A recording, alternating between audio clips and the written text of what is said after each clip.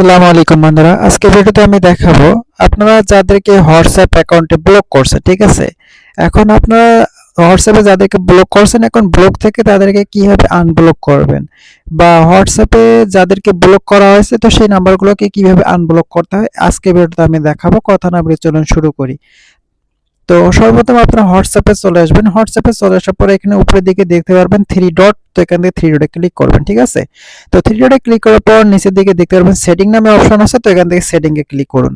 আচ্ছা, সেটিং এ ক্লিক করলাম। সেটিং এ ক্লিক করার পরে আমরা একটু নিচের দিকে আসবো। নিচের দিকে আসার পরে এখানে দেখতে পারবেন প্রাইভেসি নামে একটা অপশন রয়েছে, ঠিক আছে।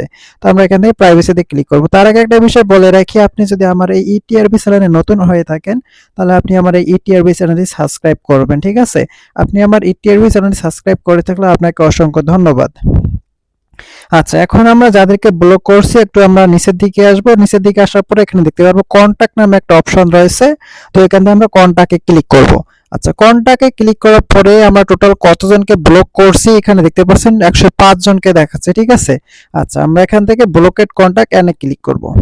আচ্ছা, ব্লকেড কন্টাক্টে ক্লিক করার পরে আমরা সর্বশেষে কাকে ব্লক করছি, ঠিক আছে, এখানে কিন্তু সমস্ত নাম্বারগুলো শো করবে, ঠিক আছে। স্টেট বাই স্টেট সবগুলা ধীরে ধীরে শো করবে, ওকে। তো এখান থেকে আপনি মনে করেন এই ভাইকে আনব্লক করবেন, তো আমি মনে করেন এই ভাইকে আনব্লক করবো। তারপরে এখানে দেখতে পারবেন আনব্লক নামে একটি অপশন রয়েছে, তো এখানে আনব্লকে ক্লিক করবেন।